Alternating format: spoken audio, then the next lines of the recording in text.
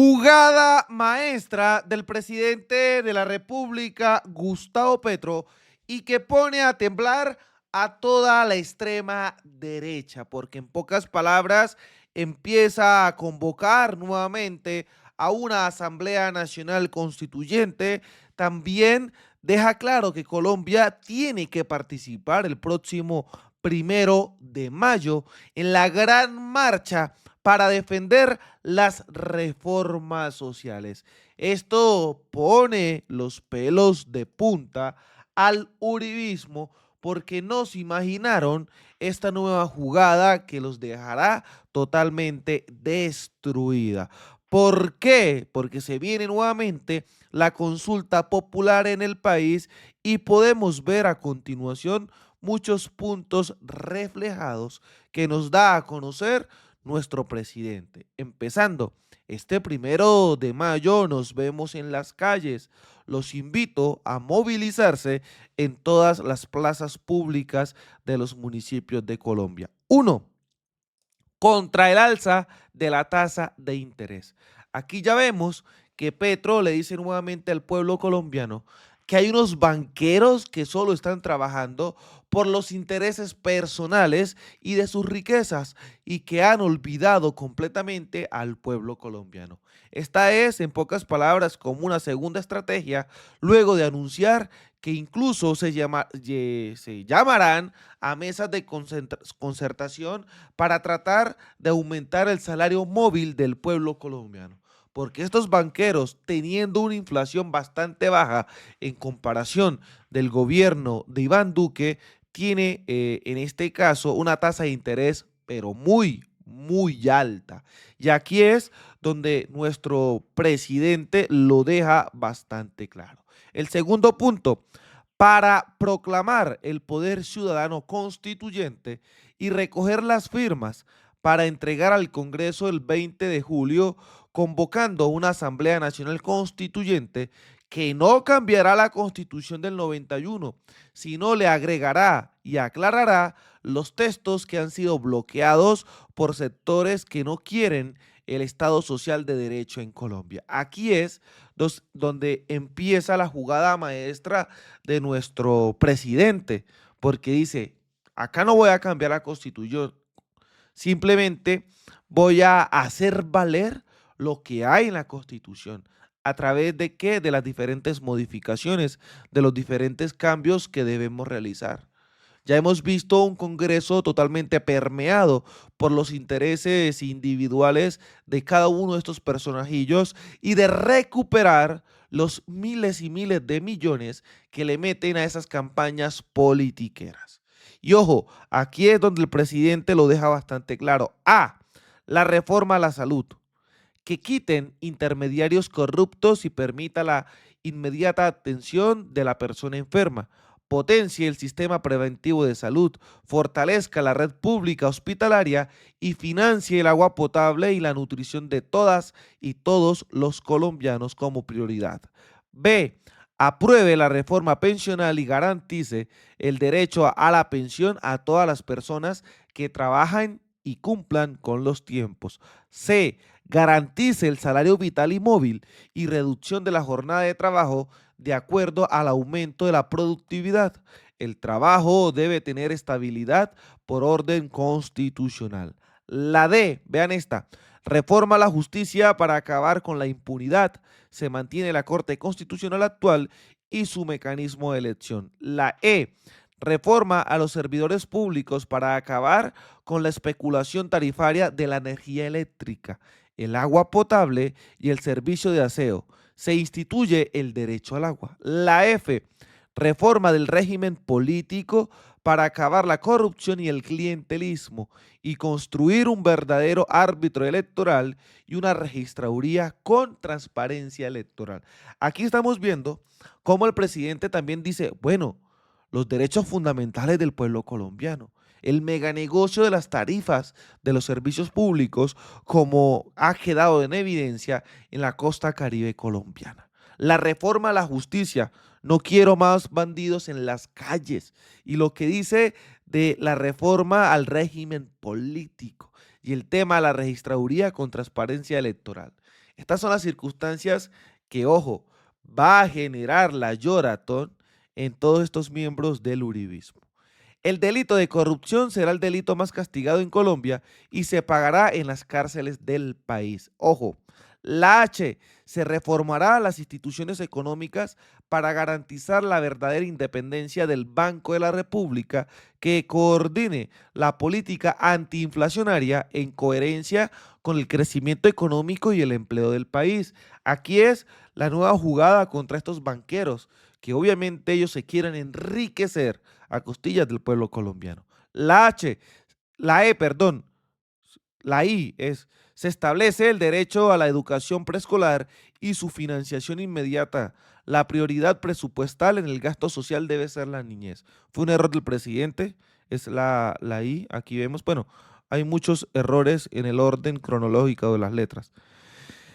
Se establece el derecho a la educación superior en Colombia, o sea, las universidades deben ser gratis. Se establece el derecho a los campesinos a la tierra, a la Asamblea Nacional Constituyente. Marchemos por el poder constituyente de la ciudadanía este 1 de mayo. Y podemos ver 1, 2, 3, 4, 5, 6, 7, 8, 9, 10, 11, 12, 13, 13 propósitos que da a conocer nuestro presidente de la República. Esto, lo vuelvo a repetir, generará caos otra vez. Los miembros del uribismo no querrán que se les acabe el mega negocio que tienen históricamente y diariamente con las diferentes instituciones públicas de Colombia que las han permeado de corrupción y que la utilizan para seguir jugando a sus propios intereses individuales y no por los del pueblo colombiano. Así que también ante este tipo de circunstancias, pues el presidente de la República, Gustavo Petro, da a conocer lo siguiente. Bien, estar aquí no es cualquier cosa. Siempre hay que pensar en la historia. Hay nunca que olvidar la historia. Una cosa es perdonar, otra cosa es olvidar. Es sobre conocer la verdad, cómo se puede en realidad perdonar. Por eso la verdad es fundamental para cualquier historia regional, para cualquier historia de un municipio, de una población, para Colombia y para el mundo incluso. Este tema no es solo de Colombia, es del mundo. Hay que conocer la verdad de la historia que muchas veces se oscurece. Solo la población misma, a través de su ejercicio de memoria, de los datos que quedaron por allí, puede reconstruir una historia que debe nacer de la mano popular, que es la historia escondida de Colombia, que es la verdadera historia de Colombia. Y en esa medida yo recuerdo, porque pasaba por aquí cuando era joven, que los viejos decían mucho que esta región de noche era llena de lucecitas en los campos, de casas campesinas. Era una región que había sido selva y que fue colonizada. En muchas regiones ha sucedido lo mismo, sobre todo en las épocas de la violencia entre liberales y conservadores, que configuró regiones como el Caquetá, regiones como el Magdalena Medio, regiones como el Alto Sinú, regiones en Antioquia diversas y hasta la misma ciudad de Bogotá. Bogotá es como una corteza de tronco de madera que se corta, como el anillo que se corta, y los anillos concéntricos van mostrando una historia de Colombia. En su arquitectura, ustedes lo ven, muchas de esas zonas se crearon con campesinos que venían desplazados por la violencia en Cundinamarca, en Boyacá, mucho del Tolima. Violencia que está escrita allí, pero que tampoco hay que olvidar porque de allí nació todo. El país realmente no se ha podido escapar de la violencia, que no es la misma. ha cambiado en el tiempo. Hace 75 años era una cosa, hoy es otra. Y no entender que ha cambiado nos puede llevar a errores graves en la política de acabar con la violencia. Una política de seguridad tiene que basarse en la vida, no en la muerte de la gente. Y este ha sido un principio fundamental de mi gobierno, con sus más y sus menos. Parte de la paz de Colombia depende de resarcir al pueblo de Colombia. Verdad, resarcimiento o indemnización y garantías de que no va a volverse a repetir. Es decir, de que el país cambia para no repetir su violencia. De verdades, aquí se tienen que construir muchas aún. Cerca de aquí, en el esfuerzo de crear por parte del cartel de Medellín o del cartel de Pablo Escobar y la familia Ochoa, parte el surgimiento del paramilitarismo.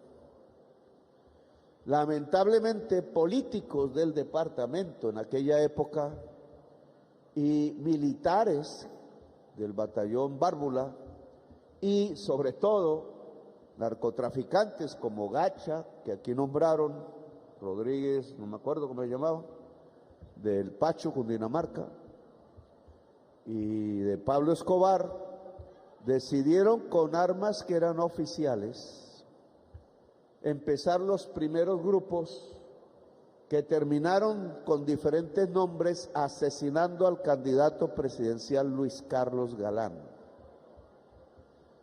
Esa es parte de la historia. Salió cerca en el Magdalena Medio ese grupo, todos ya no existen, ya no están, los asesinaron también. Pero de allí salió no solamente la mortandad sobre el candidato presidencial en Soacha, Luis Carlos Galán, que habría que hacerle también su homenaje, sino el arrasamiento de la población campesina de todo este territorio. Los que habían tumbado selva, en ese entonces se consideraba que eso era desarrollo. Los que habían empezado a sembrar comida para vender en Bogotá, quizás en Medellín también, en el mercado de Colombia, alimentos para la población, terminaron siendo masacrados. Yo vi personalmente, por una circunstancia que me ocurrió en Zipaquirá, y fui hasta Yacopí y me quedé una noche en una casa campesina. Y desde allí vi el frente, lo que se llama la cuchilla de al frente, de la cordillera que seguía al frente.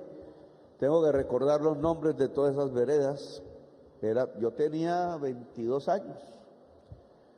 Y me pareció al principio que era como una especie de pesebre. Yo dije, ¿qué están festejando?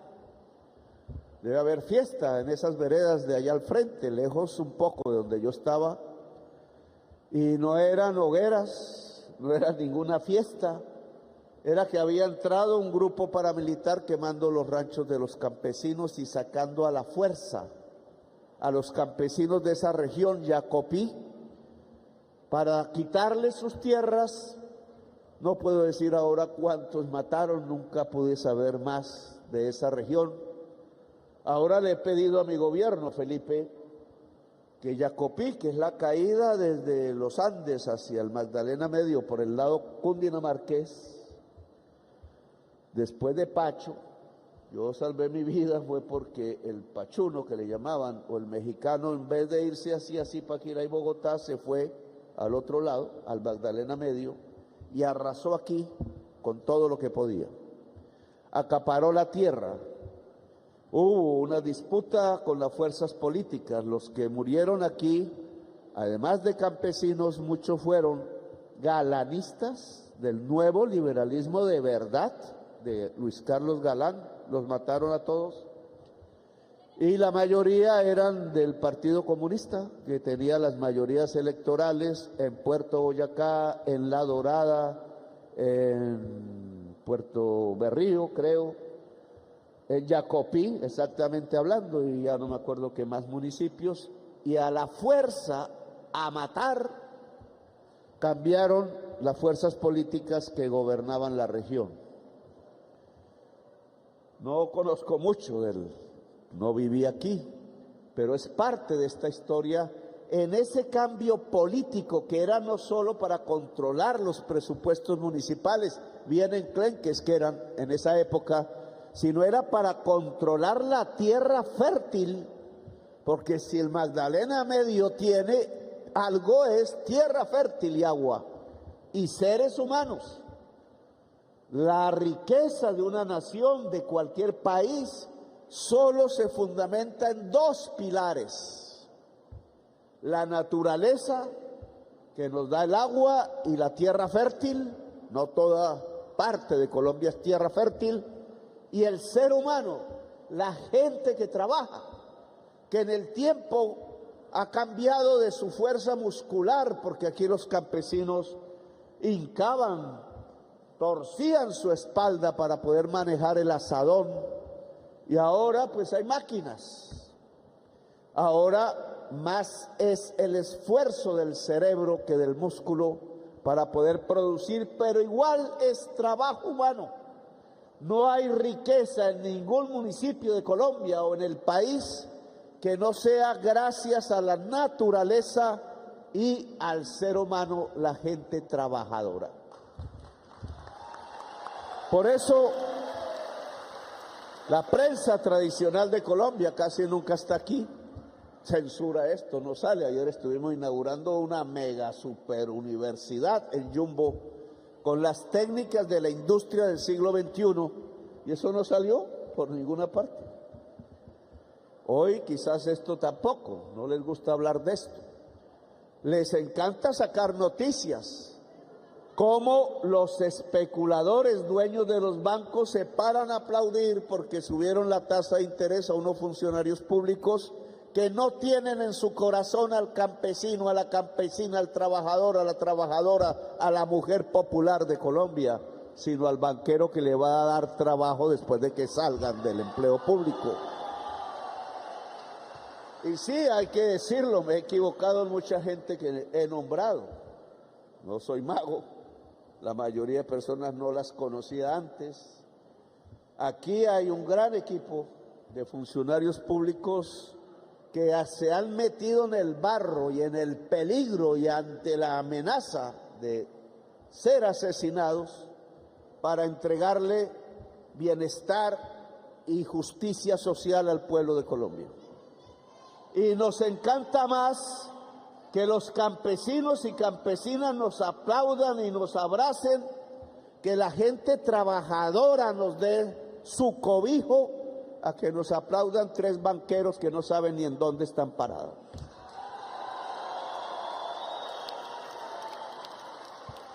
Bien, esa historia ya pasó. Las lucecitas que decían los abuelos alumbraban por todas partes en el Magdalena Medio con casas de gente que laboraba el campo y la tierra, ya no están prendidas. Se apagaron. Se apagaron porque se apagaron las vidas de sus dueños. Decenas de miles de campesinos cuya historia hay que recuperar. Pero la tarea de nosotros hoy es volver a prender las luces.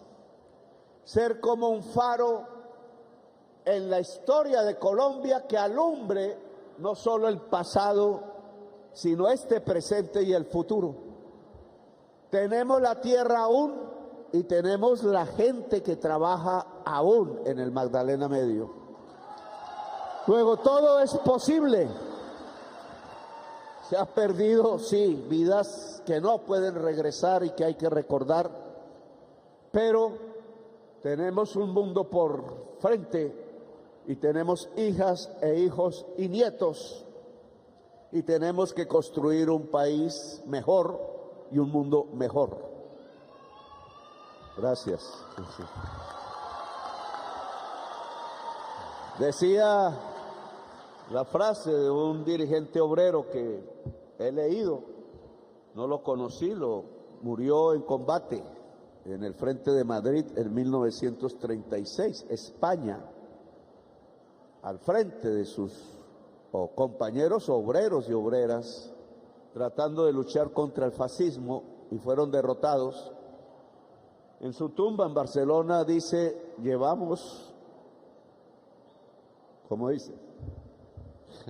Llevamos en el corazón un mundo nuevo. Y entonces eso es lo que somos, un mundo nuevo. Porque el que tenemos nos lleva a un abismo y hay que corregir. Y una de las correcciones fundamentales que en Colombia tenemos que hacer es el de la tierra, lo que la naturaleza nos da. Primera corrección, que es tierra fértil, que es agua también. No hay tierra fértil sin agua. Luego, la naturaleza nos da estos dos insumos que en el Magdalena Medio son fundamentales. ¿De quién es la tierra? ¿De quién es el agua? Pues Amelia y Felipe, la tierra y el agua no pueden ser del narcotráfico. No pueden ser de los señores de la tierra, que no la producen. Tienen unas ganaderías, unas vacas gordas, toros gordos, indudablemente, pasean por ahí en hectáreas y hectáreas, pero la tierra fértil debe ser del campesinado para producir alimentos. Y eso venimos a hacer aquí, entregarle la tierra que fue de los narcos y que se estaban robando los políticos y los funcionarios del Estado y los nuevos narcos también, al campesinado trabajador de Colombia y aquí de Puerto Boyacá, capital de la reforma agraria. Los datos aquí los han dado. Llevamos 19.000 hectáreas entregadas, efectivamente 5.300 en Puerto Boyacá y hay 10.000 en proceso. Y aquí, coronel, comandante de la Policía Regional, toda la policía del Magdalena Medio, la orden que he dado es, la prioridad es tomar la tierra ilegalmente posesionada por narcos y corruptos, la que es de baldíos, la que fue propiedad del campesinado, la que fue comprada con dineros oscuros, para que la Agencia Nacional de Tierra lo más rápido que pueda, 24 horas le pedí, Felipe, trabajando por jornadas, se le entregue efectivamente al campesinado de Colombia, que implica además crédito barato, y el Banco Agrario hace tiempo no viene por aquí, que implica además tecnología.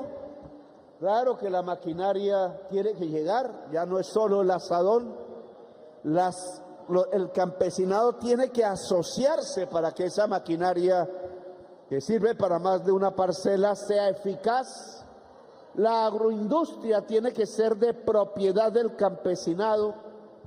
Todavía no he podido inaugurar la primera planta de leche en polvo en las zonas lecheras de pequeños lecheros de Colombia. Y hay que hacer leche en polvo, porque hay que bajar el precio de los alimentos en Colombia, porque eso hace que el salario de la gente que trabaje y sus ingresos sean de un nivel que permitan la dignidad de la vida humana y no la esclavitud como tenían a la gente trabajadora en Colombia. No me voy a referir a las pensiones porque en otra oportunidad lo haré, pero hoy refirámonos a la tierra.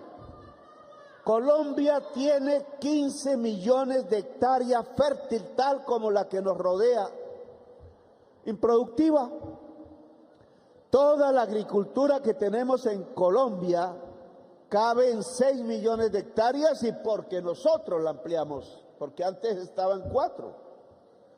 Y la agricultura de alimentos que producen fundamentalmente los y las campesinas está en 2,5 millones de hectáreas. Nosotros hemos recuperado por varias vías 750.000 hectáreas. Yo quiero llegar a 1.000.000. Parte de eso, ya llegamos casi a 400.000, ya se han entregado al campesinado, pero el resto hay que entregarlo al campesinado. Eso haría de inmediato la mejor fórmula económica para detener la inflación, que no es subir la tasa de interés como estúpidamente han hecho, solo para ver si nos ganan las elecciones, sino que es produciendo más alimentos. Y aquí anuncio, le he pedido a Ecopetrol que en contrato, como se hace con la gasolina, compre fertilizantes y descuente el subsidio al fertilizante que hemos ordenado que exista en estos tiempos de guerras y de precio alto del petróleo, y se paga con las utilidades que debe entregar Ecopetrol al gobierno nacional. No es 90.000 millones de pesos, es 1 billón de pesos en subsidio para los fertilizantes que necesita el pueblo campesino para que los alimentos se vendan a menor precio y entonces reduzcamos el hambre y entonces el salario vital que este gobierno ha decretado sea de verdad ingreso real de los trabajadores y no se vaya ni en inflación ni en compra de productos importados, sino en producción nacional para que crezca el empleo, los puestos de trabajo y para que crezca el ingreso de las capas más pobres, más humildes, más necesitadas de Colombia. Eso es lo que nosotros somos. Y aquí un ejemplo, aquí tiene que haber, y el mismo municipio urbano de Puerto Boyacá lo puede entender, y de los municipios urbanos de Colombia, que la agroindustria es la que puede abrir los puestos de trabajo en el municipio. No, el alcalde de Puerto Boyacá estará, si no, ¿por qué no está el alcalde de Puerto Boyacá si vino el presidente de la República? ¿Cómo así? Entonces el presidente es elegido por 11,5 millones de votos y el alcalde de Puerto Boyacá no le importa. Bueno, pues a usted, señor gobernador Amaya, para que le transmita al alcalde de Puerto Boyacá y en general a todos los municipios del Magdalena Medio, boyacense y no boyacense, el impuesto predial que ponen los municipios, los consejos y alcaldes municipales debe ser exonerado para el campesinado y debe ser, ojo con esto que voy a decir, debe ser el más alto para los hacendados que no hacen producir la tierra. Si cogemos el ejemplo de Puerto Boyacá, rodeado de grandes haciendas improductivas, pues Puerto Boyacá podría ser uno de los municipios más ricos, con la mejor salud, con la mejor educación de Colombia. No es lo mismo un municipio andino rodeado de minifundios. Ese municipio no puede cobrar impuesto predial al campesinado, pero aquí sí, en el Caribe sí y en otras regiones de Colombia. Entonces, repito la consigna: alto predial para hacendados improductivos y exoneración del predial para todo el pueblo campesino de Colombia. Y continuamos. En Dorada, al norte, ¿no? ¿Cómo es? En Dorada empieza en Dorada el ferrocarril que hemos puesto al servicio de la población del Magdalena Medio y de Colombia. Y la Dorada empieza, y ese va hasta Chiriguaná, y ahí empata con el ferrocarril carbonero que va a Santa Marta, a los puertos carboneros. Está mejor el ferrocarril que entregamos nosotros que el que tienen las multinacionales carboneras. Este es un tema de negociación porque ellos cada vez van a usar menos porque el carbón se demanda menos y entonces cada vez más se va a demandar desde el centro de Colombia el uso de ese ferrocarril para llegar hasta los puertos del mar en el Caribe. Y resulta que ya los logros de este gobierno, recogió esa línea de ferrocarril ahí un poco desgastada, solo transportaban 21.000 toneladas, último año del gobierno de Duque, ¿y saben cuánto transportamos ahora?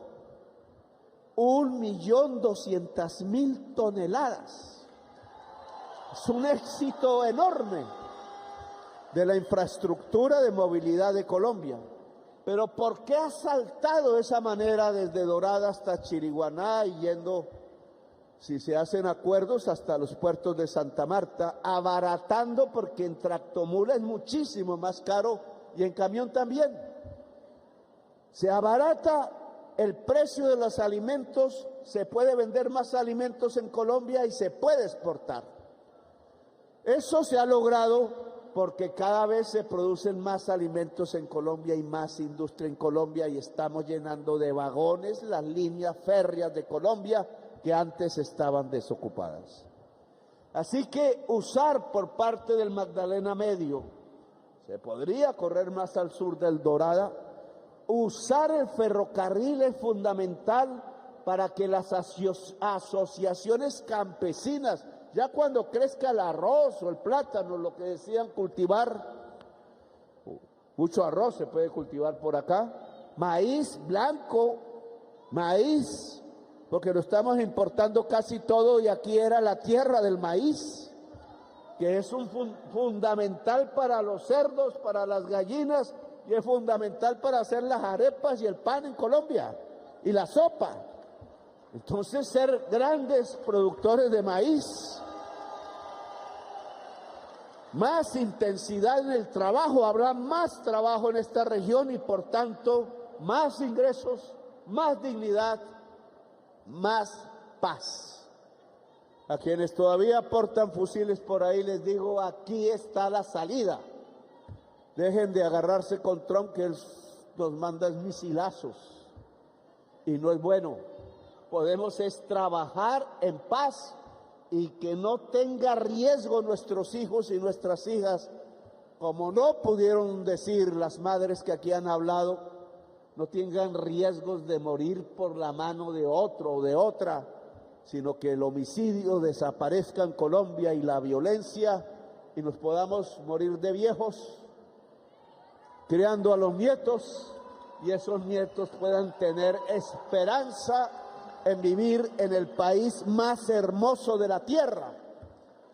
La otra fuente de la riqueza es el ser humano, son ustedes.